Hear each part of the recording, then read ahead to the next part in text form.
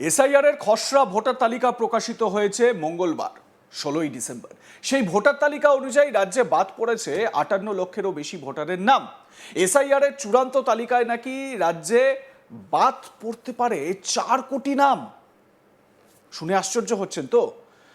খবরটাই আশ্চর্য হওয়ার মতন।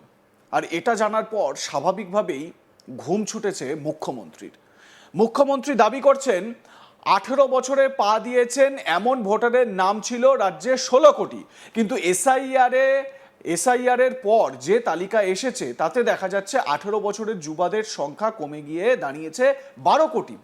মুখ্যমন্ত্রী বলেন 2025-এর 1 জানুয়ারির ভোটার তালিকা অনুযায়ী এই 18 বছরে পা দেওয়া যুব ভোটারের সংখ্যা ছিল 15,44,00,000, কিন্তু সেই সংখ্যাটা বাড়ার পরিবর্তে কমে গিয়েছে। এই 4 কোটি ভোটার যে নিখোঁজ হয়ে গিয়েছে সেটা বিরোধী ভোট নয়, প্রকাশ্যেই এই মন্তব্য করেছেন মুখ্যমন্ত্রী। তবে আপনাদের জানিয়ে রাখি, এই পরিসংখ্যান কিন্তু আমাদের রাজ্যের নয়, মানে পশ্চিমবঙ্গের নয়। এই পরিসংখ্যান যোগী রাজ্য উত্তরপ্রদেশের। কি বলেছেন উত্তরপ্রদেশের মুখ্যমন্ত্রী যোগী আদিত্যনাথ সেটা আপনাদের শোনাই এবার। वयस्क मतदाता जो उत्तर प्रदेश का निवासी है वह मतदाता सूची में नाम उसका होना चाहिए कि नहीं होना चाहिए? यही है ना। अब 18 वर्ष से ऊपर का मतदाता सूची में नाम होना चाहिए, तो ये संख्या होनी चाहिए 16 करोड़।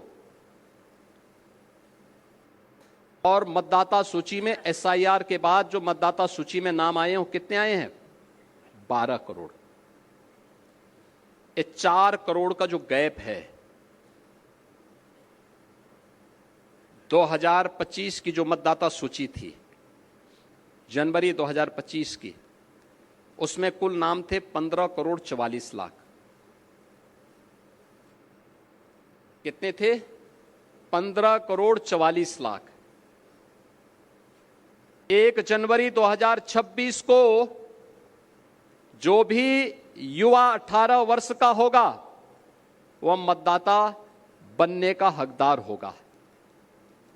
यह संख्या बढ़नी चाहिए 15,44,00,000 से 16 करोड़ तक, लेकिन यह संख्या बढ़ी नहीं है, घटी है। 15,44,00,000 से घट करके ये हो गई है 12 करोड़। ये जो 4 करोड़ का गैप है, ये मिसिंग है, ये आपका विरोधी नहीं है। শুনলেন তো উত্তরপ্রদেশের মুখ্যমন্ত্রী যোগী আদিত্যনাথের ব্যাখ্যা। সূত্রের খবর, এসআইআর নিয়ে উদ্বেগ বাড়ছে উত্তরপ্রদেশে। যোগী রাজ্যে নাকি 4 কোটি নাম বাদ পড়তে পারে এসআইআর এর জন্য, তেমনই জানা যাচ্ছে নির্বাচন কমিশন সূত্রে। জানিয়ে উদ্বেগ বাড়ছে মুখ্যমন্ত্রী যোগী আদিত্যনাথের। তার কথাবার্তায় কিন্তু সেই উদ্বেগের সুর ধরা পড়ল। ইতিমধ্যেই ড্যামেজ কন্ট্রোলের নির্দেশ দিয়েছেন মুখ্যমন্ত্রী। এসআইআর নিয়ে ইতিমধ্যেই উত্তরপ্রদেশের বিজেপি নেতাদের নিয়ে একটি বৈঠক করেছেন। সেখানেই গ্রামে গ্রামে গিয়ে বিজেপি নেতা ভোটারদের সঙ্গে কথা বলতে নির্দেশ দিয়েছেন। ভোটারদের ভেরিফিকেশনে সাহায্য করতে নির্দেশ দিয়েছেন। যেসব ভোটারদের নাম বাদ যেতে পারে তাদের খুঁজে বার করতে নির্দেশ দিয়েছে। তাদের সমস্যা সমাধানে বিজেপি নেতাদের নির্দেশও দিয়েছেন। স্বাভাবিকভাবে যোগী আদিত্যনাথের কতটা উদ্বিগ্নতা সেটা কিন্তু তার চোখে মুখে স্পষ্ট হচ্ছে। 16ই ডিসেম্বর পশ্চিমবঙ্গের খসড়া ভোটার তালিকা প্রকাশিত হয়েছে। শুধুমাত্র পশ্চিমবঙ্গের নয়, সারা যে 12টি রাজ্যে এসআইআর পর্ব চলছিল বা এনুমারেশন ফর্ম বিলি কালেকশনের কাজ চলছিল, তার খসড়া তালিকা প্রকাশিত হয়েছে। এবার হিয়ারিং পর্ব শুরু হয়ে সেই প্রসেসও চলছে অলরেডি। 2002 সালে এসআইআরে যাদের নাম নেই, যাদের কোনো আত্মীয়ের সঙ্গে লিঙ্ক খুঁজে পাওয়া যায়নি, তাদেরই যে কেবলমাত্র হিয়ারিং পর্বে ডেকে পাঠানো হবে এমনটা ভাবার কোনো কারণ নেই। খসড়া তালিকায় নাম থাকলেও ডাক পড়বে অনেকেরই। দেখাতে হবে নির্বাচন কমিশনের নির্দিষ্ট করে দেওয়া 11টি নথির মধ্যে যে কোনো একটি। আপনার নাম কি খসড়া তালিকায় উঠেছে? কিন্তু এটা দেখে নিশ্চিন্ত হওয়ার কিছু নেই। এখনো পর্যন্ত তালিকা থেকে নাম বাদ পড়ার সম্ভাবনা রয়েছে। কেন জানেন? কারণটা হচ্ছে নো ম্যাপিং তালিকাভুক্ত ভোটারদের পাশাপাশি আরও 1 কোটির বেশি ভোটার নির্বাচন কমিশনের সন্দেহের তালিকায় রয়েছে। এই তালিকায় থাকা সংখ্যাটা কত জানেন? প্রায় 1,66,00,000 ভোটার। তাদের নামও খসড়া তালিকায় থাকলেও কমিশনের সন্দেহজনক বলে মনে হয়েছে। আর এই সন্দেহ দূর করতে তাদের তথ্য যাচাইয়ের সিদ্ধান্ত নেওয়া হয়েছে। মানে কমিশনের আসল ঝাড়াই বাছাই পর্ব শুরু করা হবে, কারণ এনুমারেশন ফর্ম যারাই ফিল আপ করেছে তাদের প্রত্যেকের নামই খসড়া তালিকায় উঠে গেছে। ইতিমধ্যে প্রায় 58 লক্ষ নাম বাদ গিয়েছে ভোটার তালিকা থেকে। কমিশনের খাতায় যারা মৃত, স্থায়ীভাবে স্থানান্তরিত, যাদের খুঁজে পাওয়া যায়নি বা এনুমারেশন পর্বে অনুপস্থিত থেকেছেন, মূলত তাদের নামই আপাতত বাদের তালিকায়। এনুমারেশন পর্বে যারা নিয়ম মেনে অংশ নিয়েছেন তাদের সকলেরই নাম রয়েছে খসড়ায়, তা সত্ত্বেও হিয়ারিং পর্বে যেতে হবে অনেককেই। ইতিমধ্যে প্রায় 58 লক্ষ নাম বাদ গিয়েছে ভোটার তালিকা থেকে। কমিশনের খাতায় যারা মৃত, স্থায়ীভাবে স্থানান্তরিত, যাদের খুঁজে পাওয়া যায়নি বা এনুমারেশন পর্বে অনুপস্থিত থেকেছেন, মূলত তাদের নামই আপাতত বাদের তালিকায়। এনুমারেশন পর্বে যারা নিয়ম মেনে অংশ নিয়েছেন তাদের সকলেরই নাম রয়েছে খসড়া তালিকায়, তা সত্ত্বেও তাদেরকে হিয়ারিং পর্বে যেতে হবে। যে সংখ্যাটা আপনাদের বললাম যে 1,66,00,000 মানুষ, তাদেরকে কিন্তু এই হিয়ারিং পর্বে ডাকা হতে পারে, যাদের সঙ্গে ওই ম্যাপিংটা হয়নি লিঙ্কের।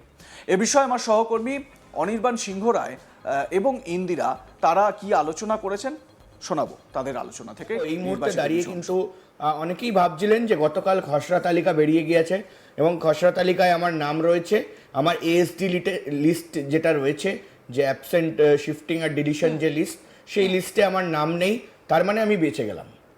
সেই ভাবনাটা যদি এখন কেউ ভেবে থাকে বা সেই ভাবনাটা ভেবে যদি ভাবে যে আমি ভোট দিতে পারবো, আমি বেঁচে গেলাম, আমার আর কোনো দরকার নেই, কোনো শুনানি হবে না, তাহলে সব থেকে বড় ভুল ভাবনা। এই মুহূর্তে দাঁড়িয়ে কমিশনের তরফ থেকে যেটা বলা হচ্ছে যে স্পষ্টত এই যে লিস্টটা, সেই লিস্টটা হলো এএসডি লিস্ট। এএসডি লিস্ট মানে কি? অ্যাবসেন্টি, মানে যাদেরকে খুঁজে পাওয়া যায়নি, যারা এই মুহূর্তে একেবারে হাজির ছিলেন না, বাড়িতে ছিলেন না, অনেকে বাড়ি ছেড়ে অন্য জায়গায় চলে গেছেন, নিখোঁজ হয়ে গেছেন, সেটা হলো অ্যাবসেন্টি লিস্ট। এবার হলো শিফটিং লিস্ট।